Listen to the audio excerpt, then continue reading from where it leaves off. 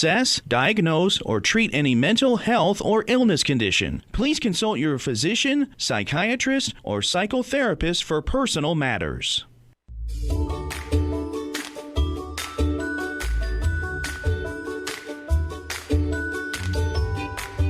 Inner Voice, a heartfelt chat with Dr. Foojan.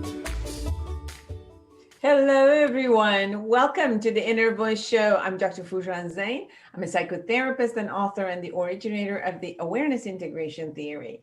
And hello to Sean, our director in studio. This is a show about what matters most in our life, our minds, our thoughts, feelings, actions, relationships, and our fulfillment, this beautiful journey of life. Today, I will share the tip of the week about how to reward yourself and let your greatness shine. With no guilt, just shine. I will share with you the research from University of Texas in Austin about how home decor and surroundings says something about who you are and your character. And when we make it our own, we are happier. I share a little bit about our new upcoming certification program for therapists, educators, and coaches to learn how to apply the awareness integration theory with their clients. And then I'll bring you Emily Francis, a highly sought after speaker, best-selling author, and wellness expert with an array of education and experience spanning over 20 years. Emily is the host of the internet radio show all about healing on Healthy Life Radio. Today, we will be talking about her latest book, Healing Ourselves Whole, an interactive guide to release pain and trauma by utilizing the wisdom of your body. Please subscribe to my YouTube channel and podcast and connect with me through all the social media, Instagram, Twitter, LinkedIn, Facebook. I love to hear from you, hear about your suggestions and comments and the topics that you want me to talk about. But first, here's the tip of the week.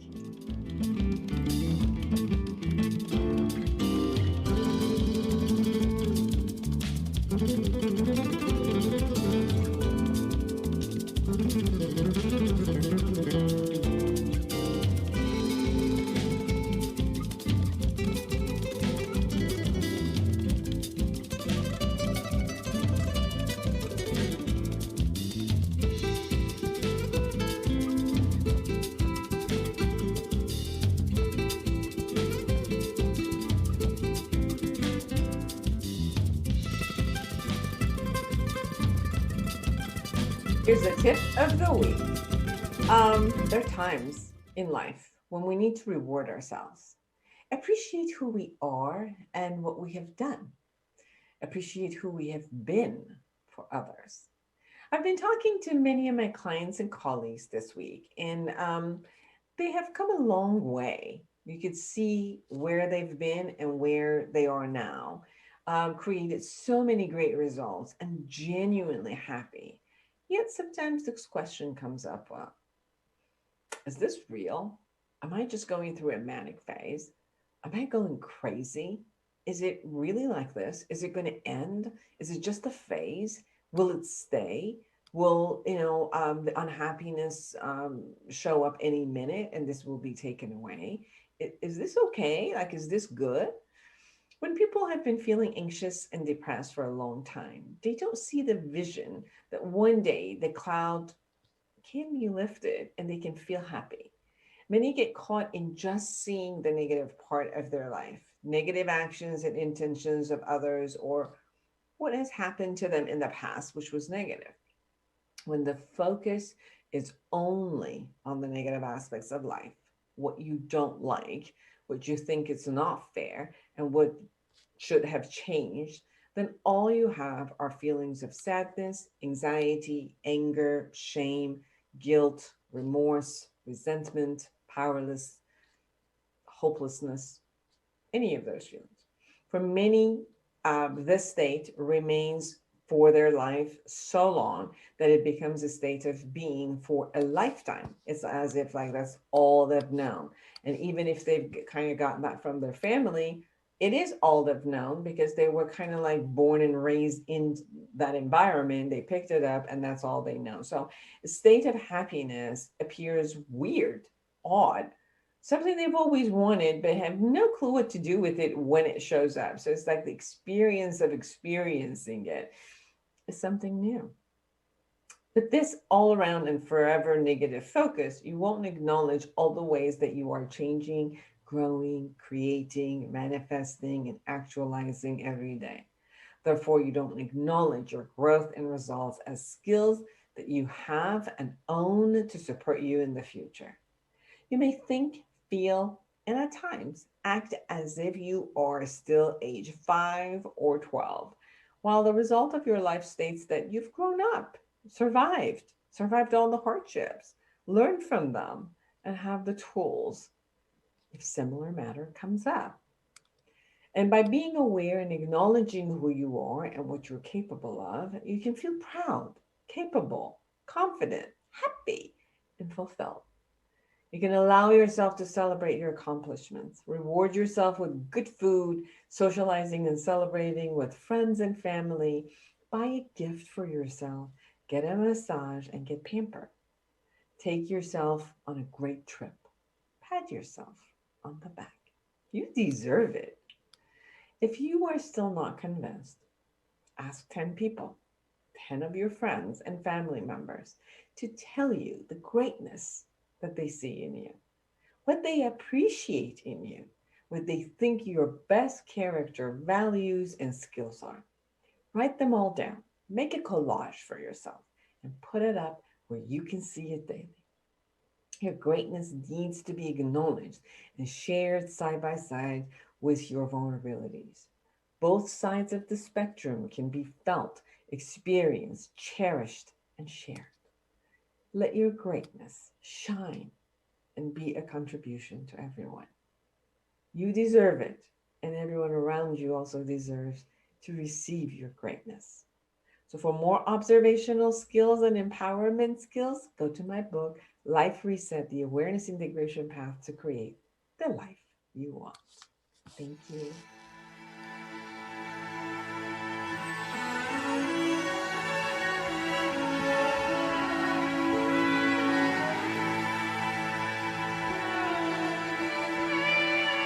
Many of you therapists and coaches have called and left a message for me or emailed me about the certification program that I've created for therapists and coaches regarding the awareness integration model.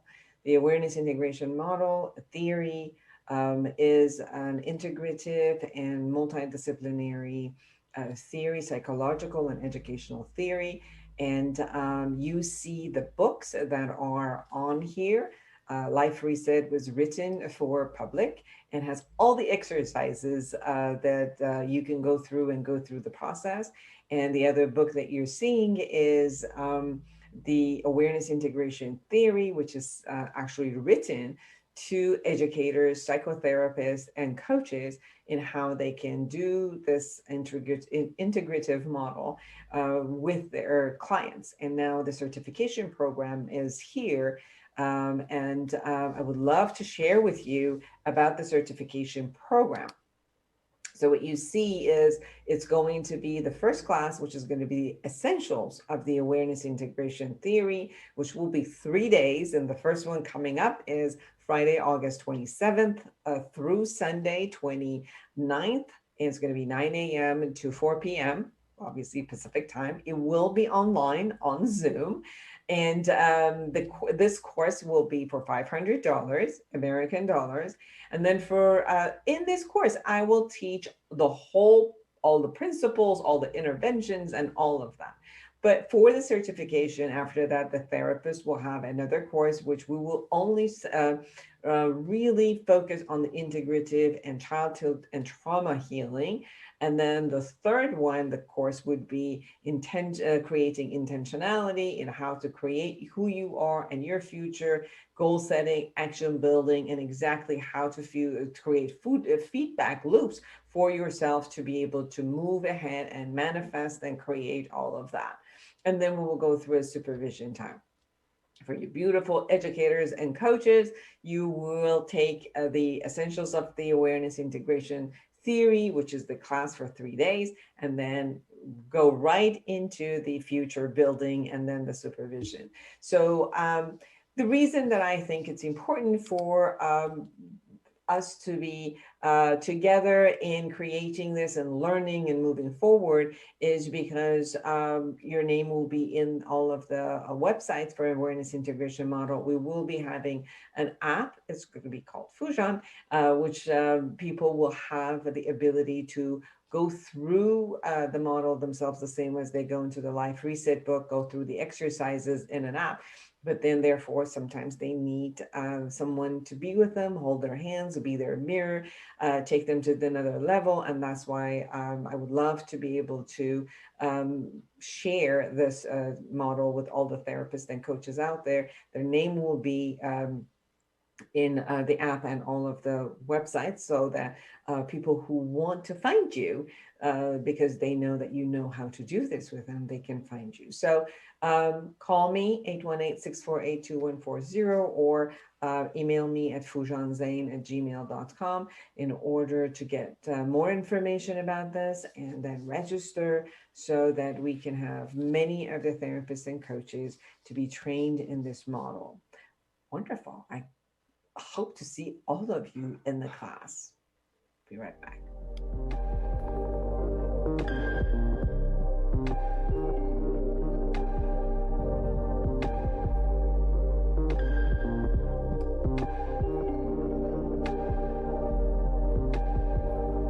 Here's the latest research. The old saying, home is where the heart is, has some new science to back it up. A study has found photos of a person's living space can accurately point a personality trait and the mood of the people who live there, especially as the person gets older. For the study, scientists at the University of Texas at Austin studied 286 people over the age of 65. They took photographs of the room where the subjects spent the most time, typically the living room, and found that certain characteristics of a person's personality were reflected in core elements of room decor. Applying the findings could help lead to happier lives, including for older adults with frailty or cognitive impairments that has led them to be transferred from their home to long-term facilities. People who have a match between personality and living space report better well-being and they feel better about their life and have better moods. Home is where we can express ourselves.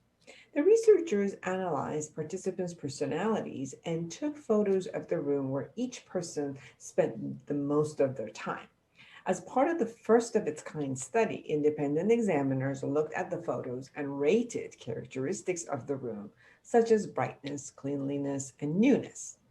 Extroversion was expressed in room decor with newness of items in the room and cheerfulness of decor. This may come from a desire to make the room appealing to visiting friends and family. Conscientiousness was associated with newness and comfort because orderliness and organization are key components of that personality trait. That may explain the association. Agreeableness, openness, and neuroticism were not associated with room decor for everyone, but openness was evident in the decor for older adults who live alone, suggesting that people who live with others may not have as much latitude to express their personalities in the room decor. Importantly, when a living space matches the personality and the preference of the person who lives there, older adults reported enhanced well-being. The goal for many older adults is to grow older in their own homes. But as they encountered functional limitations, such as not being able to walk or climb stairs, their homes became outdated and uncomfortable, dim and cluttered. Scientists said that this may be because those adults had less energy to maintain their space. Surprisingly, for adults with functional limitation, clutter was associated with fewer symptoms of depression. They explained clutter may represent an effort to exert control over the environment. They may also wish to keep items close at hand to compensate for mobility issues. Researchers said this study suggests that older adults with functional limitations may benefit from a little help around the house, but cleaning and maintenance should be done in collaboration. What looks like a clutter to one person may be an arrangement that makes sense to them for that adult to be more comfortable. Long-term care facilities that allow for greater latitude in room decor to improve the mood of residents also benefit. There's no ideal way to create a living space. It has to match the person. So, guess what? Look around and see if what you see in home matches who you are. And if not, create it your own.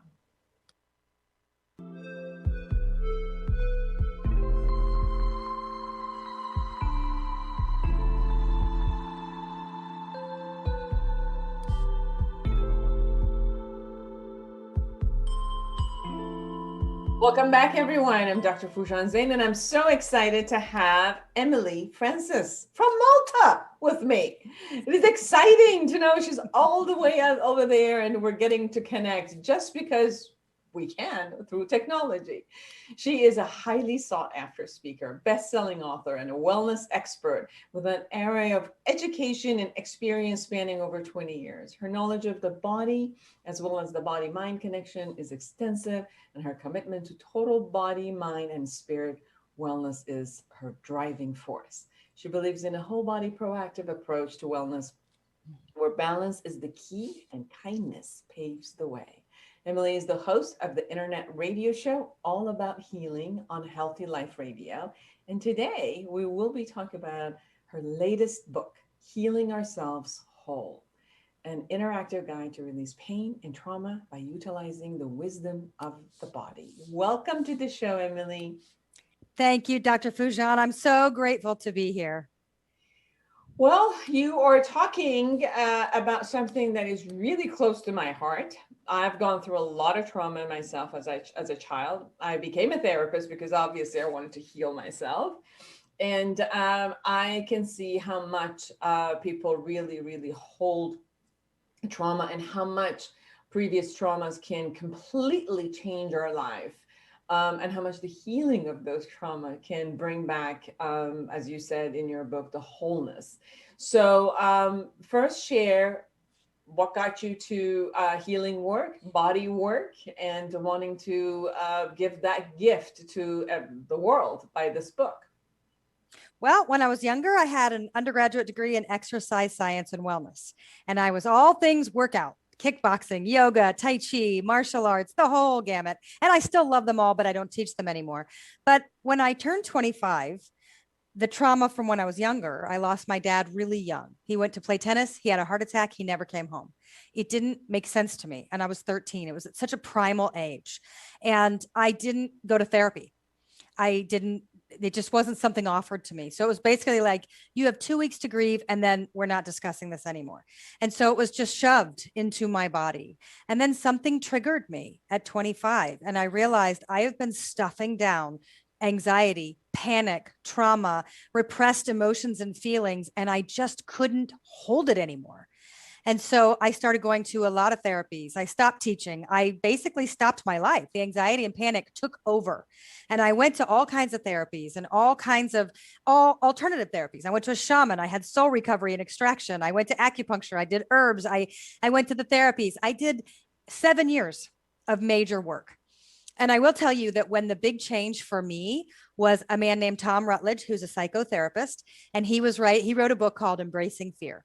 And I wrote him a letter and I was like, I'm reading your book, but I'm sure it's not going to work because everything fails for me because I suck. I had this like horrible thing. And he wrote back and he was like, wow, your inner dialogue is so dangerous. You are so dangerous. And he said, clearly you've done a lot of work. Why are you so against medication? And I said, oh, that's completely against my holistic life. It's a no, it's a Band-Aid, it's this. And he wrote me back and he changed my life with these words. And he said, you missed something. You missed something big. The brain is an organ. It's an organ and the chemicals need to be balanced. And if it were your liver or your heart or your kidneys, you wouldn't hesitate. The mind is where the thoughts and behaviors live. That's a totally different asset and set of therapies. And he said, why are you so against this? And it made me go and get to my doctor and ask for help, real help, that 7 years I was so against, because every time I talked about, I might try this, my holistic friends and people that were helping me were like, no, you'll be failing. You'll be this. I just wish I would have done this sooner, because I started to see something in my eyes that I didn't know could ever come back, ever. And I didn't need to stay on the medicine forever, but it did what it needed to do. And it put a wall between anxiety and panic so that I could still feel all of my fear feelings, but know how to manage them.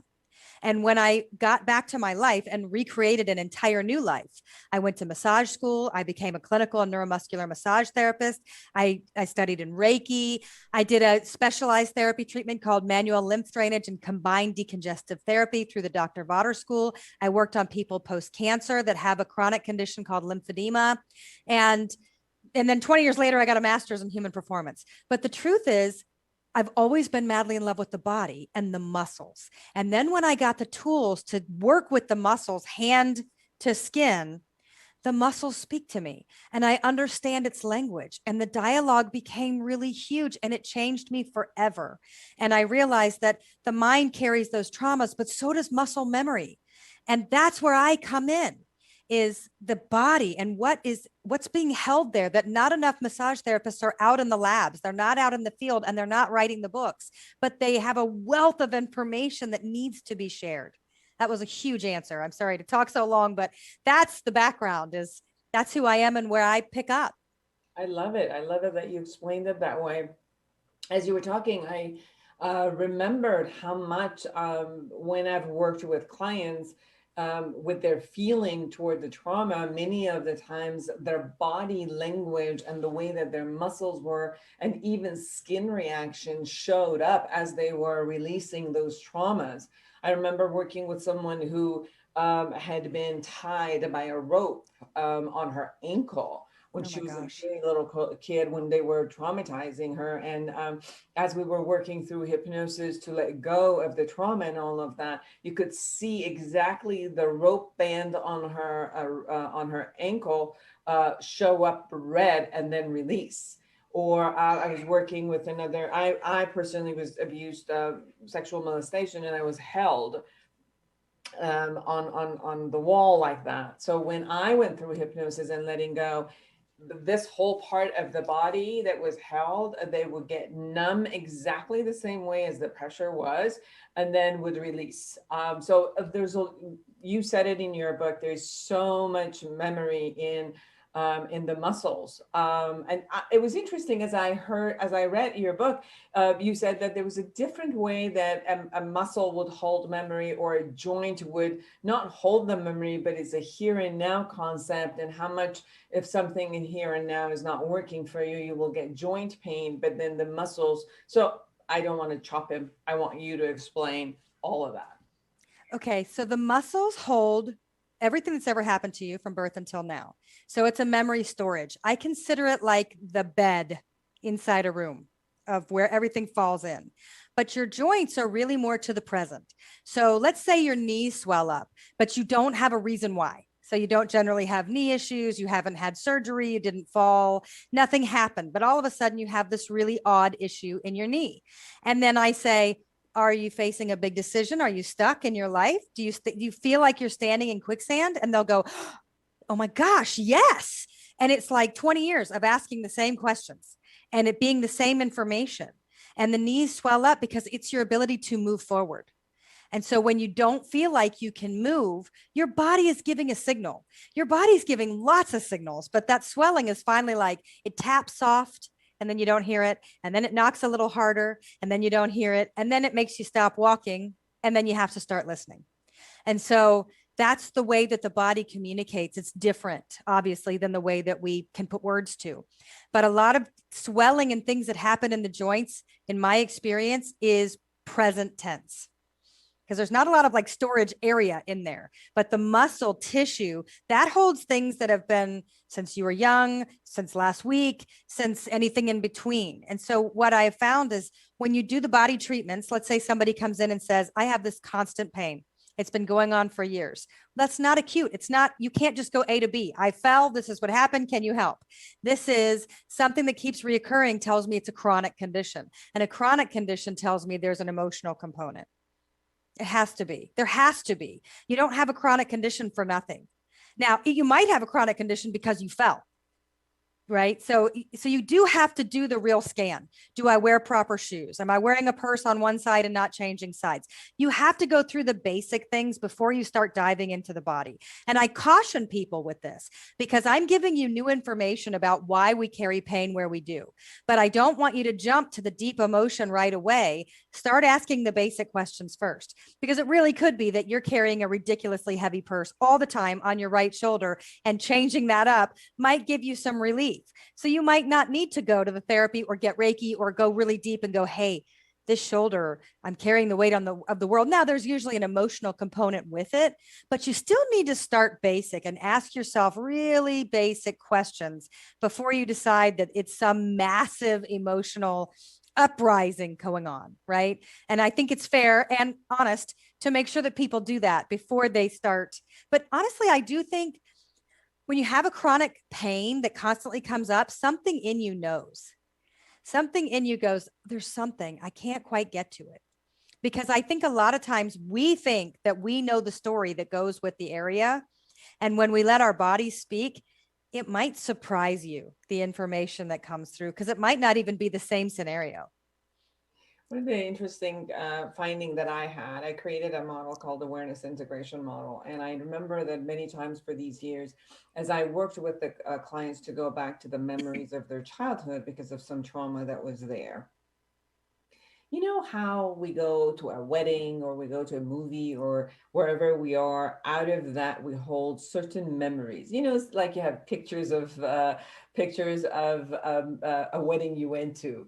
And then many years later, as you keep looking at wanting to remember the wedding, experience of the wedding, you keep looking at those pictures. And almost after a while, those are the only things that you remember from the wedding, right? Correct.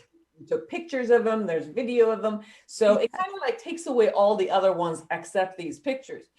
And I noticed with people, Emily, that we do exactly the same thing about the past traumas. Like we take a couple of pictures, and every time people like you talk about, so, well, this happened to me as a child and this was it.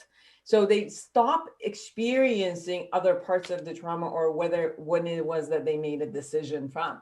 And so many years of doing this with the clients, I finally found, okay, there's a more into this because we can't dismantle these issues. And the key to that was going through the muscle memory.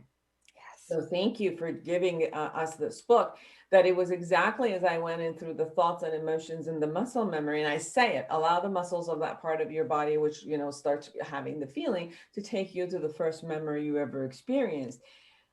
My God, Emily, people are coming up with actual memories which they have not thought of, or it wasn't part of the pictures they took and they kept reciting. And you really see healing happening when you bring the body into it. And I'm not even, you know, I'm not a body worker. So I'm just saying for them to pay attention to it, let alone having the ability to go to someone and actually work with their body. It's such an honor to get to put my hands directly on someone. And a lot of times, most of the time, I don't allow somebody to share with me the story that they think they have for their healing. So, because I want to hear what your body has to say to me. And then I can ask some questions. But your body, when I put my hands, even at your feet, wherever we start, the body starts doing this. I'm over here. Come and get me, please. And, you know, I use this in one of my books because I do it with permission. So that I mentioned this to say, I have permission to share this story. But I had a client who had ovarian cancer stage 1, and there was a very specific protocol that had to be done to save her life. It was a particular type of chemo, no other types, this one, and her body rejected it. And I don't even know exactly what that means because I'm not an oncologist. But the oncologist said, look, there's a girl here, a woman here in Atlanta. I don't know what she does, but call her and get her to get your body to take that chemo. And so she called me and she said, Dr. So-and-so gave me your phone number. I need to work with you. And I said, clear your day. Just clear your day. I have no idea how long we're going to be doing this. So just come over and we'll see. when I put my hands, obviously it's ovarian cancer. So I put my hands somewhere near the ovaries and I just let her start to tell me once I was touching. And what it is that when she was very young, she was sexually molested, but never remembered it. And the person that did it got sober much later in life and made amends and came to her and apologized for it. And 2 months later, she's got cancer. It's I mean, it is so textbook, it's unreal. But to her, because every victim mentality immediately goes to, what did I do wrong? This is my fault. I did something. She was 2. Like, how do you explain to a 2-year-old that there's nothing in the world that you could have done to make this happen? But what I could do is, she had a child very close to that age. So you tell me right now, if it was your child, did she do something wrong? And she body released. The shaking, the sweating, the release. I pulled the trash can up in case she needed to vomit, but my hands were staying put. And we walked through it. We worked all of it. And the very next week, her body took that chemo. Now she's like 12 years remission. Now, here's the other part of that story that's really important to me. This has nothing to do with me. Nothing. I just got to be the hands in between the dialoguing and the stuff. This is not, it makes me crazy because body workers tend to take responsibility like they're the healer. And I find that really off-putting and arrogant. And if you are not going to be humble, Spirit's not going to give you the gifts anymore. So I need to make sure that I put that out there, that I understand that this has nothing to do with me, but I got to witness the miracle of what your body can do when given the right tools to be allowed to heal from within. And that is exactly what she did. And it was beautiful. Yes, yes. I think that it's very important when what you're saying about our body stores the story that we make up out of anything that happens. So it's not that it stores what happens outside and the impact of it. It stores the story that we create out of what happens in our body. And that piece is something that if we're not conscious of, it deteriorates the body, because it is trying to let you know that something is not a flow. It's almost like, a pipe, a garden hose that you have is clogged and is just not going to flow. So the point is how to allow that to flow by not only taking care of yourself physically, but also emotionally and psychologically, but through the venue of the body. Okay, now I have a question for you, because this is not to go back and forth, but you said your body holds the story that it's been told. And I actually believe that your body holds the truth, not the story that you've been told. And so I think sometimes they don't match, because sometimes our mind is open to interpretation and the body is not. So I'm so curious now, because from a psychological perspective, you would disagree with this, no? No, because when you talked about, for example, the person who has the ovarian cancer was her body reacting to the story she made out of that, which is, it's somehow my fault, which was not the truth.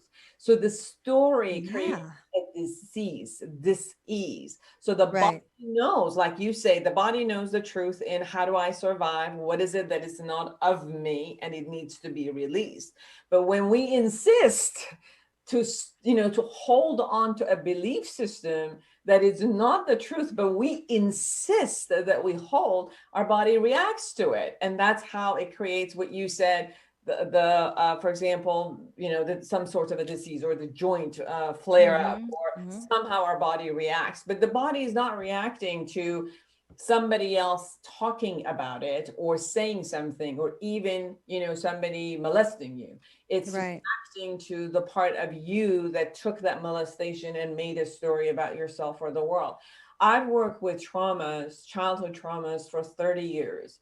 I've watched people go through horrifying traumas, and they didn't hold it. They didn't interpret it as there's something about me, or became a victim of the world. Like the way they worked with it was, oh, something happened, I survived it, I made this stronger. And this wasn't about all the world, all the people in the world. It was only about this person. And they were able to release that, whether they had the help to release it early, or their ego strength was in a way, and the reality perception was in a way that in a healthy way they could just see it and release it. And the same person would take something like that and make themselves the victim, make themselves the horrible person, make the world a horrible place, and then they would hold that type of an energy. Does that answer your question? You just like exploded my mind. Actually, this is why I love talking to therapists, because I can see this now. Because in my head, I was thinking of another scenario where I worked on somebody who has betrayal areas, the rhomboids behind the shoulder blades. And I said, don't think about it. Name me the first thing that comes to your head. And she goes, oh, my high school boyfriend cheated with my best friend. I don't care about that. I've been married for 40 years. And we could hear the pop and it released. But I've always thought, until this moment, I've always thought that the mind had one story and the body carried another. But what I'm seeing through what you're saying, and I think it's has a lot of validity, is that it's an instamatic, the story that you told yourself right in that moment. But I still think that the story you told yourself in that moment is exactly stuck in time. And then the mind can change things depending on stories and things that they hear. But the things that are in the muscle tracks aren't just factual what happened, but the immediate instant moment of this is what just happened. Boom, it's now tracked into the memory and the muscle. It's fascinating. You just opened a different level, because nothing's, when you're talking about the muscle, I've tried to get into the lab. I applied for a grant. I even had my director of the university, who was in retirement with a doctorate of exercise phys, came out of retirement to become my partner, to go into the lab. He got us the university, the kinesiology department. We applied, we didn't get the grant. It's hard because there's not enough research on the muscles and emotion. And it's me, 20 years of hypothesizing and having these theories and testing it over and over, but that doesn't count unless you're really in a lab and somebody can go, this is proven. But I mean, I know this stuff. I don't actually have to go in the lab to prove it to me, but to the world. And so joining and listening to a psychologist this way, or a therapist, it's just it's such a unique perspective. And it really does open that, because I always say this, what comes first, the mind or the body, the chicken or the egg, which one controls which? Because it depends on the person. There is no exact, the mind unlocks the body or the body unlocks the mind. It really depends. It's situational.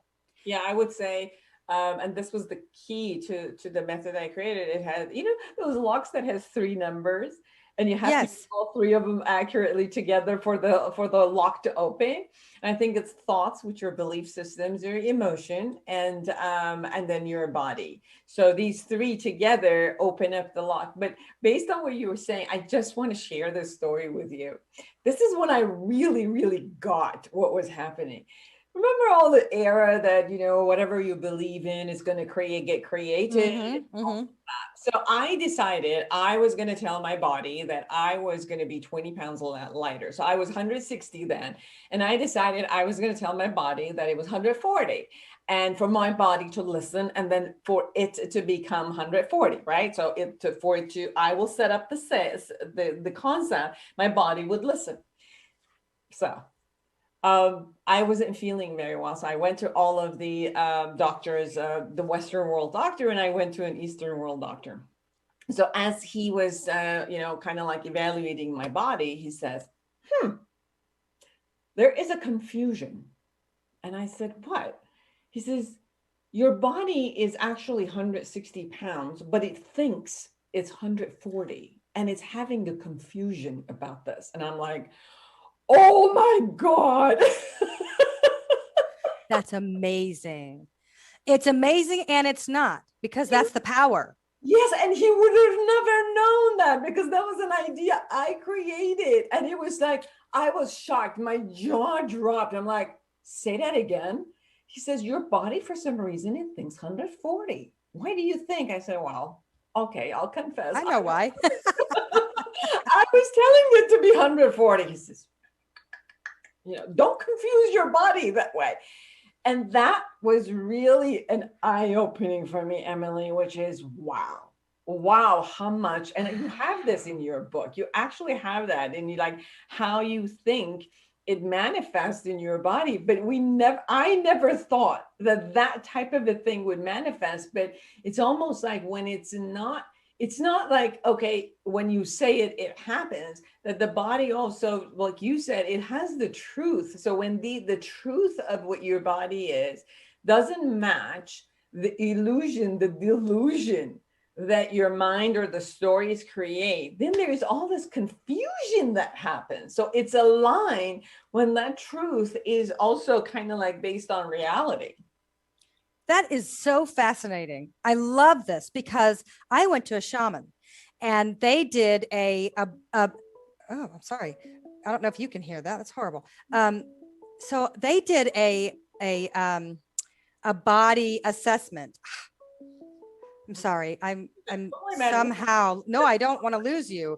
I just keep hearing this thing and now I can't find you. Okay. So they did a body scan of me and I wasn't allowed to tell them anything about myself. And so she's looking at my body and she gets to my heart area and she says, that's interesting. And I said, what? She said, well, your heart has a false belief that it's defective, but I'm not seeing anything about that here. And I jumped off the table and I said, well, my dad died young of a heart attack. Of course, my heart believes it's defective. How do you know that? And she said, because your heart's telling me that it has a false belief around it, that it's defective, but it isn't. Like, I don't see anything that would indicate that. And I've really, honestly, it's probably been 15 years since that happened. And I'm still trying to make sense of it, of which way to go with that, because it's a beautiful concept and a scary one. It's heavy. It carries a lot of responsibility. And how do you make your way through it where you can honor that there really isn't a problem when you carry so much fear that there could be? And I think listening that you're talking about is very important. And I know in your book, you have every section, you have a journaling for people to sit down, go over, begin listening to their body and see what it says. I also created a CD that says Wisdom of the Body, which you can actually talk to each part of your body and kind of listen, like say, what is it you want me to know? What is it? How can I support you? And all of that. So this types of things supports you in actually listening instead of telling your body something, which I was trying to do. Yes. The point is listening to your body, which you've created in your book. Now, Emily, you have a whole chapter about shame. So share with us. Oh, shame. Oh, shame makes the tissues cry. Shame changes everything about the dynamic of the body, even on the skin. It feels like a weeping willow tree to me. So a person that covers themselves up in shame, guilt is always nearby. So shame and guilt are dysfunctional best friends. You almost never have one without the other. But guilt is something that you beat yourself down with, so it feels heavy. And shame to me is something that somebody threw at you, you take and you shove down. And then you continue the process of whatever the hurtful things that have been dished out at you. But to me, the tissues themselves of the muscles have a hard time being strong, have a hard time standing upright, have a hard time allowing healing because they don't believe they deserve it. So one of the biggest things, even my naturopath said, of all the people that he sees, the biggest thing is giving yourself permission to heal. And people that are shame driven don't ever feel like they deserve that. And that makes healing virtually impossible because you don't think that you deserve to have a healthy body. And when I talk about the body, I am not talking about what you look like. I'm talking about what you feel like and how your muscles structure and strengthen and move you and carry you. And for a long time, I'm going to just sidestep for a second because I'm short and I'm thick and I've gotten thicker over the years. And I think, gosh, do people even listen to what I say if I'm not, an aerobic director anymore and I'm not just a little beast of a muscle? Like that's a hard thing to contend with, that I used to walk in the room and could command it because I had the body to match. Now I don't. I've had babies and I'm a different person, except that I have so much more knowledge. And so everybody has something that they're trying to contend with inside. But shame, here's what I said in my book. And this is really the best way I can describe it image wise. And I have to use guilt with it. So imagine that there's a snake inside your blood and plasma, going around the fascia, surfing through your body, going all inside, but then the snake lays eggs. If the eggs aren't broken yet, they're guilt and you can scoop them out. But if the eggs have hatched, those broken pieces have now gone all the way. They're getting sucked into the system, and it's really hard to find them because they disintegrate in. That's shame. Does that make sense image wise?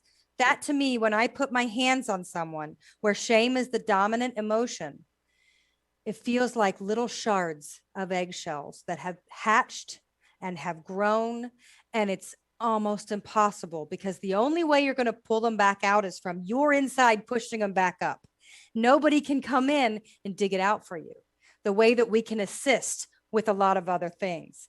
But shame is micro tiny fibers inside your body that have laid eggs and hatched in there and said, you don't deserve. You are this. And that's the you talk. It's those things that you do. I was in the airport and I was by myself and it was early morning and this airport worker came in and I was washing my hands. And maybe not even. And she's looking at herself in the mirror and she's giving herself these faces.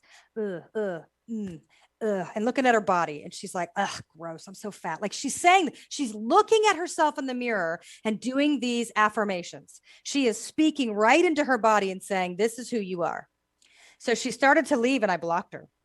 And I said, you are beautiful. And if anything happened to you, you will wish to God you look like you do right now. So you need to change that dialogue and own it. And she started crying. And she was like, thank you so much. And I was like, you are beautiful and you are fabulous. This has to stop. But we all do it because we're conditioned to do so.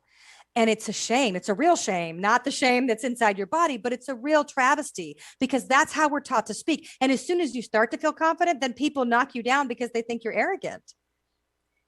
But here's my call to arms. I want to make sure this gets in here. Joy. When joy comes to visit you, when it really takes over and you close your eyes and you belly laugh and your muscles expand and release the dopamine and they release the happy, just the way that they release trauma experiences, they can experience and release the joy. When you feel that happiness, can you be brave enough to sit there in it and let the experience rise without coupling it with fear? Can you do it without catastrophe sitting around the corner? Can you stay in that space for as long as joy will visit? And then I found out from Dawson Church, he's a doctor of psychology. He's the author of Bliss Brain. And he said, if you can stay in that space of joy for 20 seconds or longer, you will physiologically affect the neurotransmitters of the brain, and they will become stronger and widen. And they will open the dopamine gates. So my call to arms, if you're ready to heal and you want to be big and bold and brave, can you sit when happiness and joy knock at your door and don't couple it with shame and guilt and fear? Can you be happy for as long as it'll visit? It's so important. It's so important. Very. I think you said the key in how we can actually experience a feeling and the emotions that are there and allow it let's say every muscle of our body, every cell of our body to really experience the positive ones that we actually want to have, and the ones that they're destroying us and they're not working for us, to hear the message but let go of the sitting in those experiences. Most of the time the emotions that are just experienced are also based on the thought process, and sometimes we hold those emotions that we are uncomfortable because we're holding the thought process around it. You also talk in your book about the difference between re-experiencing trauma and feeling or feeling. So I want to do a segue for you to really go into also explaining that from your perspective of body work, and I'll share mine from the psychological world. To me, when you re-experience trauma, you don't have to go in as the main character. So you go in as the narrator. You get to be the observer. You're witnessing it, but you're not in it. I don't want you going back and feeling it again. You've already done it over and over every time you have a thought about it. It's not like you don't remember. So anytime anything triggers you, those experiences come back up. So for me, if I'm working with somebody, because I tell them to go to a therapist, you see that in the book, I highly suggest EMDR therapy, hypnotherapy, going to a psychotherapist, psychologist, all of the things. That's the part that you work on. But the part I work on, I don't need you as a 2-year-old going through this on my table. I will if it needs to happen, but it's definitely not the place I would take you. So I think about, you feel your feelings, but you don't have to continue to hold them. You feel them one last time so that you can release them, or at least rearrange how they sit inside you. But I want you to do it as the narrator of your movie and not back in there as the child that just was completely traumatized, because I don't have the tools to bring you out. I have the tools to work with your body. Does that make sense? Very much, yeah. And when we do it from my model, we go back and forth. Is as if you go through this channel of finding what the child actually experienced. So you go into to the space of the child just to see what was the experience, and then separate from a narrator of who you are today as an adult, and kind of coming back and reminding, I survived. Don't worry about it. Like everything you ever, you know, like everything you ever made up, it's not true. It's okay. We survived it and it's gone, and then reintegrated and moving forward. And I think it's by doing a lot of that is also shifting the idea and the story that we told ourselves that held the trauma in a place, and hopefully dismantling that story so that the feelings around it can also get released. And then, you know, finding the joy and the contentment of, oh, I survived. Look, I'm here, all well. See, yes. And that's the practice that you are meant to do. That is not, there's no, to me, it's how do your muscles play? Yeah. And then how can we release those chemicals and feeling and experience how your body's holding it? Yeah. But how you understand it is out of my league. It's out of my scope. It's completely inappropriate for me to go there. So I don't. Yeah. I try very hard to work and stay in my scope of practice. Absolutely. So, and thank you. Muscles and muscles. For saying that. And it's important to see how any of these therapists will not be able to do the body work. And therefore, after you do this or simultaneously, it is so beautiful to do. And that's what I did. I've done, you know, the different type of work in order to be able to have information and release and heal from all of these different parts. We're getting to the last conversations. This is important. So I wanted to ask you, obviously within the past year and a half, the whole world has been going through its own level of trauma. What are some of your suggestions about what people can do in these times of stress? And many people go through trauma. People have lost loved ones. They've felt ill because of the COVID. So there's just been a lot going on, and it's not personal, it's around the world. What would your suggestions be? What would some of the tips that you could give others in order to kind of like maintain our balance through these times? Okay, without plugging what the book is about, I honestly believe that it's time to get quiet. And it's time to get inside yourself and learn how to listen to what your body says. And here's why I say it, because we do need unity, but the unity isn't there. And the vitriol is wildly out of control, especially back in the States. The political divide is so massive that it's trickled into every part. And so it's not conducive to healing. And so my suggestion personally is get very still and figure out where you want to be when everything opens back up, because you might not want to come back to the same life you went in with. And it's okay. It's okay to want something different as long as you're willing to put forth the effort and step into the new direction. But it's really a time to be still, to listen, to learn how to dialogue with your body so that when you do make these crucial decisions, all of you is in alignment with where you want to go. And when I say this, it doesn't mean you leave people, but it does mean that you rearrange the way that your life is holding. And if you haven't been happy, you're not going to go back to your old life and get happy. That's not how that's going to work. So there's a lot of people that are feeling like life is more precious than ever before. We're understanding how quickly it can be taken. And with that, I had this thought just last night, because I go outside and I pray under the moon every night. And I had this thought, and I thought, everybody deserves to be the breakout star of their own life. Everybody deserves to be the breakout star of their own life. That doesn't mean you have to get famous. It means, what's the breakout thing that makes you feel alive again? What's the thing? If it's playing tennis, go back and start playing tennis. If it's photography, do it. If it's dance, do it. Stop making excuses for your age or your stage or whatever it is. Be the breakout star of your life. But in order to do it, you have to get still first and figure out really what that is and where you're going, and then trust it. Yes. We have 1 minute. What is it that we haven't shared and you really, really want our viewers and listeners to know? The most important thing to me is that healing is possible. It's not always. It might not be in your body and in this life and in this thing. But the truth is, your body is full of magic and wisdom, and miracles happen every day, all over the world. And you are entitled to yours. You just getting that centeredness and then asking spirit to be part of this movement with you, and finding that space of balance, and then go into the life you're meant to live.